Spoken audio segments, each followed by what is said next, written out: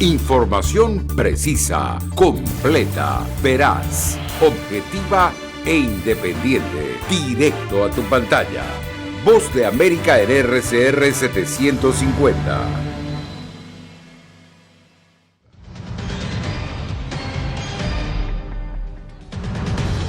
Reporte de desempleo refleja un complicado panorama laboral en los Estados Unidos. Comienzan a escasear camas hospitalarias en el país debido al COVID-19. Y la expulsión de migrantes hacia México ha desbordado los albergues en Tijuana. Además, gobierno y oposición de Venezuela culminan en México segunda ronda de negociación.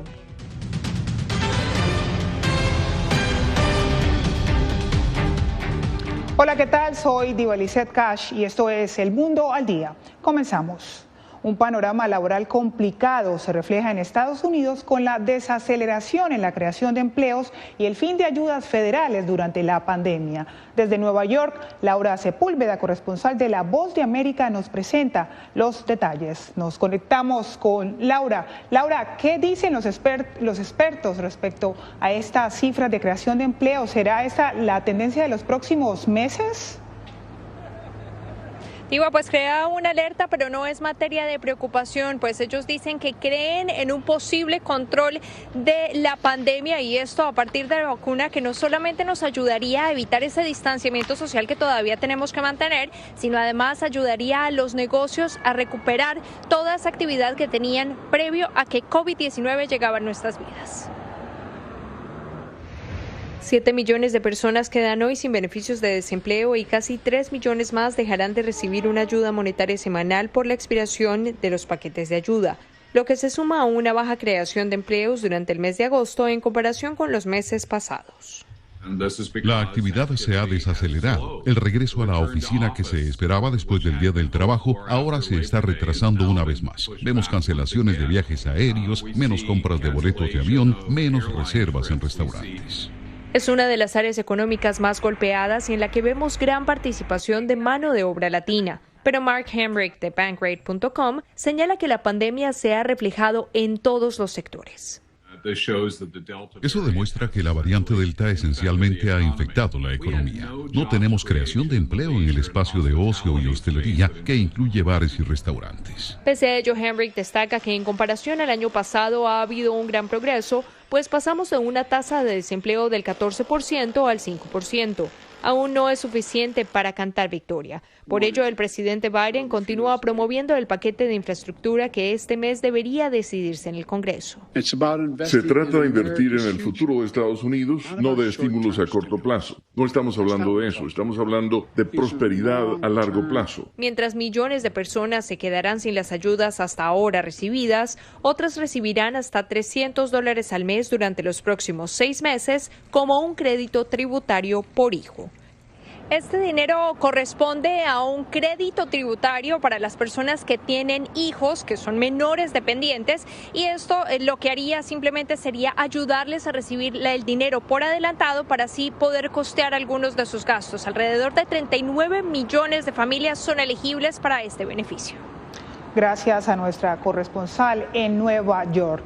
Y continuamos con más información. Al menos 46 decesos es el saldo más reciente del huracán Ida tras su paso por 8 estados de Estados Unidos. El presidente Joe Biden prevé visitar mañana martes las zonas de Nueva York y Nueva Jersey devastadas por el huracán. Ya Biden estuvo en Luisiana, donde las autoridades enfrentan grandes dificultades para iniciar la reconstrucción. En otras noticias, los albergues de migrantes en la ciudad mexicana de Tijuana están desbordados. Vicente Calderón nos explica que siguen aumentando en el número de personas que llegan a la frontera con México buscando asilo en los Estados Unidos y que la mayoría son expulsadas a territorio mexicano. Defensores de derechos humanos aseguran que el gobierno de López Obrador aceptó de facto el nuevo Quédate en México. Ya lo aceptó. Más allá de eso, permitió el regreso de los detenidos en Texas, de Honduras, Salvador y Guatemala.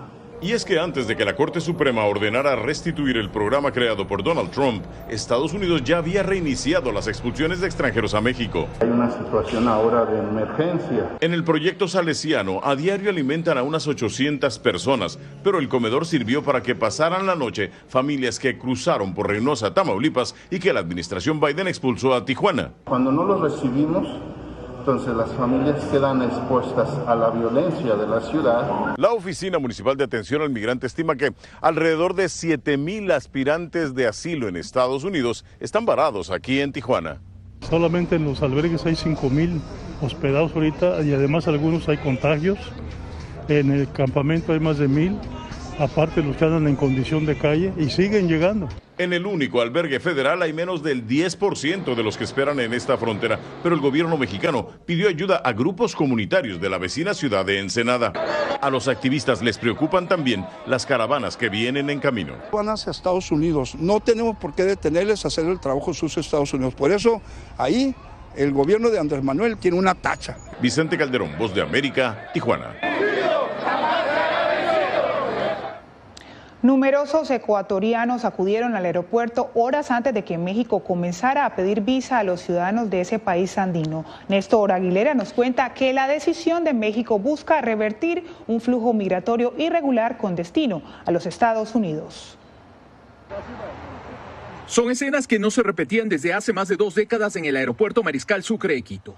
Horas antes de que México comenzara a exigir nuevamente visa a los ecuatorianos, una gran cantidad de personas se dieron cita en la terminal aérea, unos para viajar y otros para despedir a los viajeros. El mes de enero se registraron unos 3,600 pasajeros volando a México en vuelos directos. Para el mes de julio esta cifra se multiplicó a 11,000. Luis Galárraga explicó que la estadística no considera pasajeros que viajan a México a través de otros destinos como Panamá, Bogotá o Lima, y que el perfil de los viajeros no es el de una persona que se desplaza por negocios o turismo. Esto se evidencia también en el comunicado de la Cancillería ecuatoriana de este domingo, en el que se anunció la muerte de una joven de 22 años en un intento por cruzar la frontera con Estados Unidos. Son más de 30 los ecuatorianos que han fallecido en este año y son 30 familias, 30 seres humanos que han pagado con su vida. Es William Murillo, cofundador de 1-800 Migrante, una oficina de abogados que vela por los derechos de ecuatorianos que migran a Estados Unidos. Los números son muy preocupantes. En todo el 2020 apenas hubieron 12,000 ecuatorianos más o menos que fueron detenidos, expulsados o deportados desde los Estados Unidos. En este año ya superamos más de los 71,000 ecuatorianos. Ecuador es el país sudamericano que registra el mayor número de detenciones, inadmisiones y expulsiones de Estados Unidos, según la Oficina de Aduanas y Protección de Fronteras de ese país. Néstor Aguilera, Voz de América, Quito. El talibán anunció haber ocupado a la provincia de Panjshir, alcanzando así el control sobre la totalidad del territorio afgano días después de su llegada al poder. El secretario de Estado Antony Blinken y el secretario de Defensa Lloyd Austin prevén viajar esta semana al Golfo Pérsico y Europa para abordar la situación en Afganistán, donde Estados Unidos retiró la semana pasada las tropas que allí habían permanecido 2 décadas.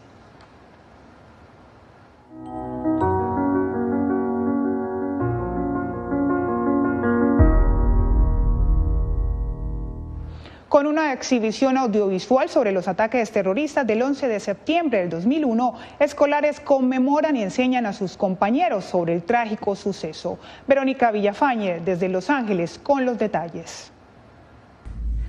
Estas estudiantes están poniendo los toques finales a una exhibición sobre los ataques terroristas del 11 de septiembre del 2001, un evento que ocurrió años antes de que nacieran. Nomás sabía qué año era, que era en el 2001.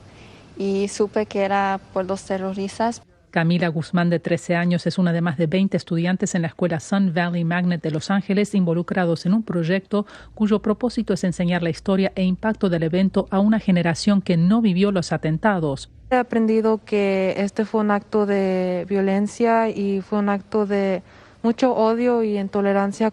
La exhibición incluye modelos a escala de las Torres Gemelas, una maqueta del Pentágono con velas y una gigantesca bandera estadounidense, donde estudiantes escribieron los nombres de las casi 3,000 víctimas de ese día. Era alguien que nomás iba a trabajar, nomás quería regresar a casa y se les quitó la vida así en un instante. El profesor Stephen Franklin conceptualizó el tributo. Cambió nuestras vidas, nos impactó a todos. Miles de familias estadounidenses enviaron a sus hijos a zonas de guerra y muchos no regresaron. Esperamos que esto le interese a nuestros estudiantes lo suficiente como para querer aprender y comprender más. Según el maestro, no hay mejor manera de enseñar que hacer sentir y vivir la historia. Este proyecto ofrece a los estudiantes la oportunidad de participar en una experiencia inolvidable. Verónica Villafañe, Voz de América, Los Ángeles.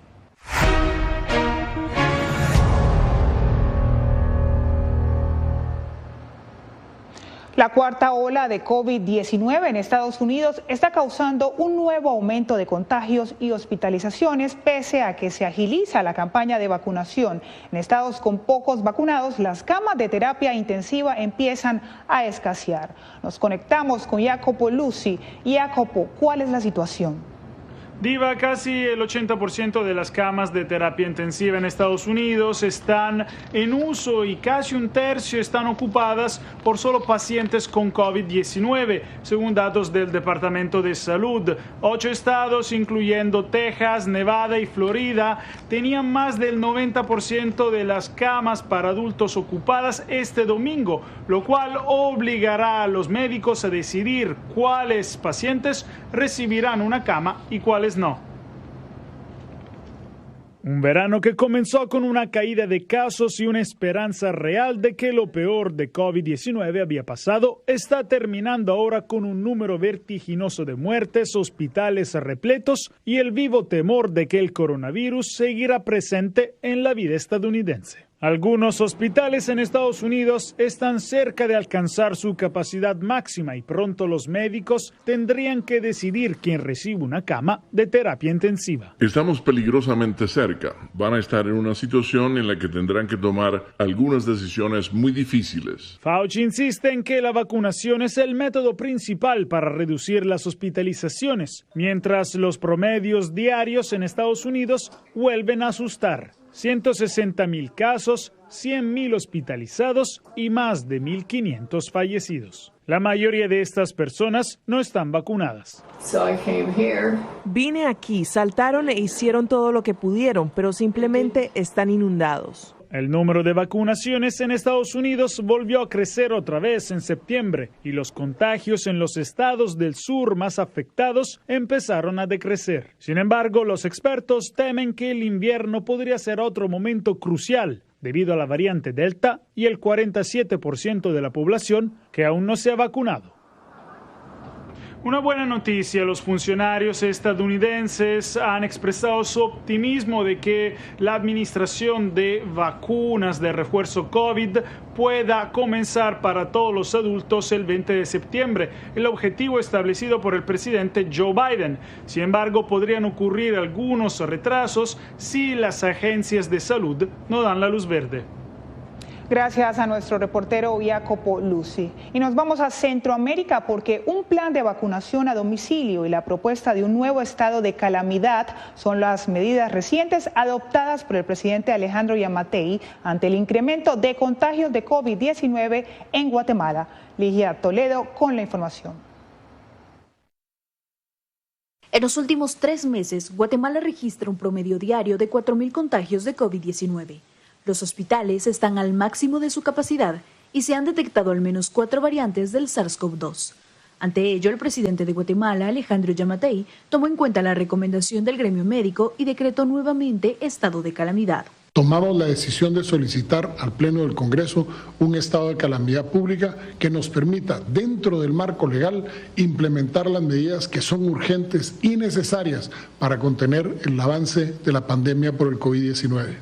Médicos aseguran que es necesario tomar medidas para frenar los contagios de COVID-19, especialmente porque se detectó la variante colombiana Mu en 2 mujeres. Nos está diciendo claramente que está ingresando a través de las fronteras.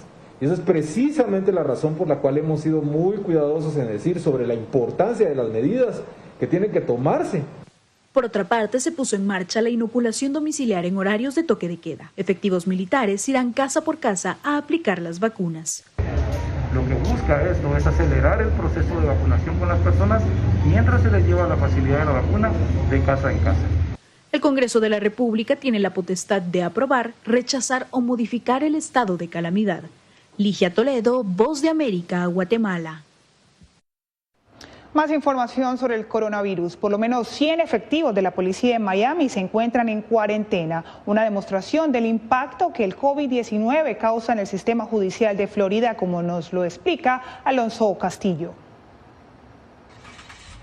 El número de policías que se contagian con COVID-19 sigue en aumento debido a las numerosas interacciones de los uniformados con los 2.700.000 residentes en su jurisdicción, dijo a La Voz de América el director del Departamento de Policía del Condado de Miami-Dade, Freddy Ramírez. Tengo 100 oficiales en cuarentena y unos 56 son positivos.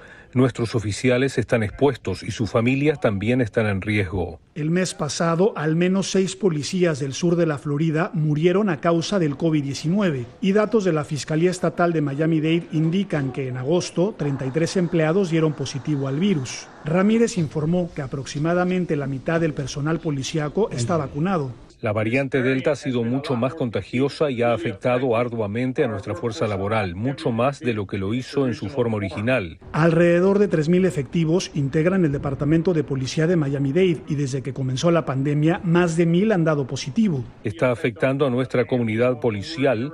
Cuando interactuamos con el público, muchas de esas familias son positivas de COVID. El director subrayó que si bien es cierto que la vacunación es una elección personal, las consecuencias las padece la sociedad. Y lo que estamos viendo es que muchos de nuestros empleados enfermos no están vacunados. Los oficiales arriesgan su vida todos los días por disparos y muchas otras cosas, por lo que perder la vida a causa de un virus es trágico. Animo a todos a que se vacunen. Alonso Castillo, Voz de América, Miami.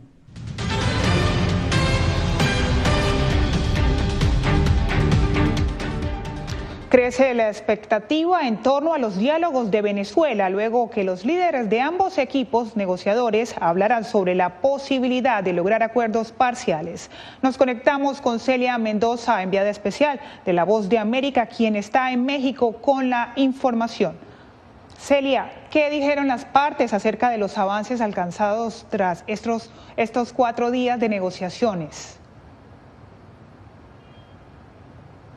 Las partes siguen trabajando en manejar la agenda que fue estructurada a mediados de agosto y en especial de tratar de avanzar en estos acuerdos parciales que podrían ser tempranos en este proceso a medida que pueden llegar a algún tipo de conciliación, en especial cuando se trata acerca del tema humanitario.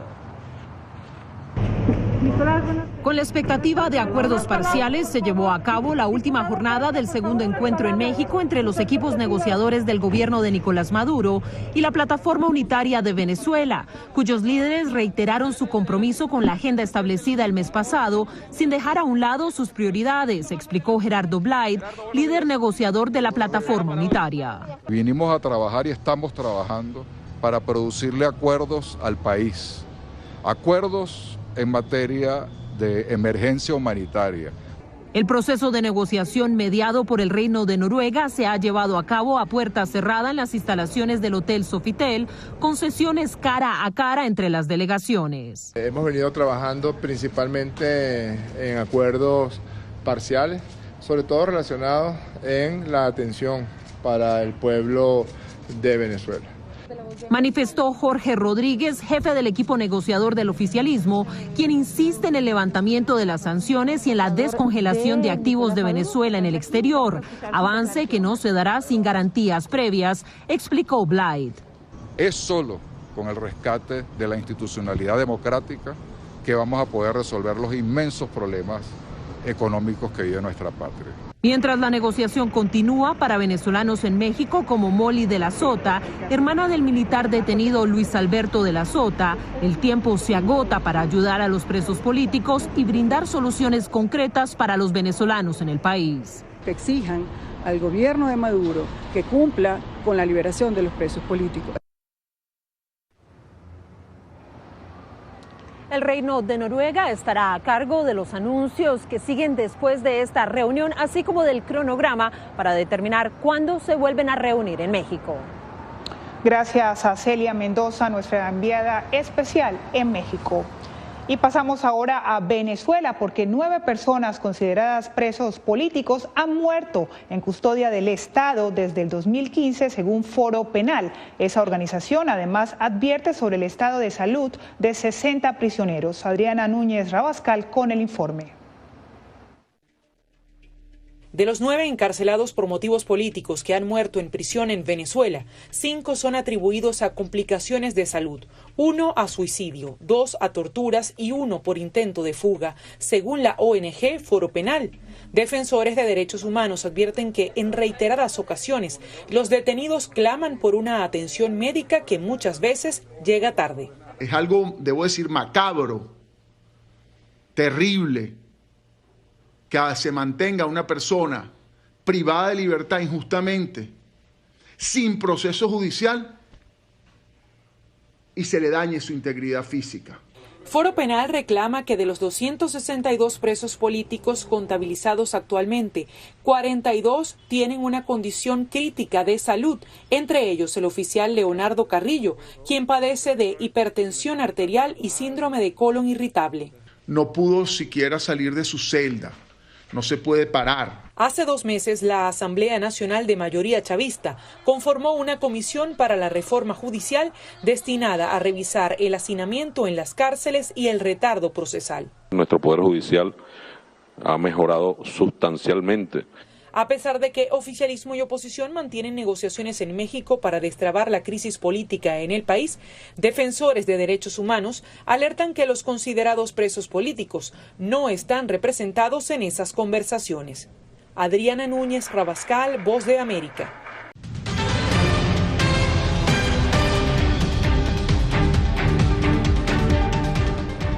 Los adultos mayores cada vez son más populares en las redes sociales, desde cocineros hasta fisiculturistas mayores de 70 años. Los nuevos influenciadores están rompiendo los mitos de lo que se puede o no hacer según la edad. Gustavo Ocando con la nota. Joan McDonald pisó un gimnasio por primera vez a sus 71 años, luego de numerosas enfermedades que amenazaban su salud. Hoy, 4 años después, tiene el aspecto de una fisiculturista, cuenta con 1,4 millones de seguidores en Instagram y representa varias marcas deportivas. Y si tienes la habilidad, ¿por qué no te ejercitas? Y llegas a hacer lo mejor que puedes. Así es como me siento. No importa cuál sea tu edad. En TikTok, los Old Gays tienen 2,2 millones de seguidores y deleitan a los fanáticos con sus respuestas totalmente despistadas. No recoges cosas y las arrojas por encima del hombro. Según datos de la agencia AARP, debido a la pandemia del coronavirus, los adultos mayores están más conectados con la tecnología para estar cerca a sus familiares y amigos. El 37% de las personas de 70 años o más usaron diariamente sus redes durante el 2019, expandiendo sus horizontes.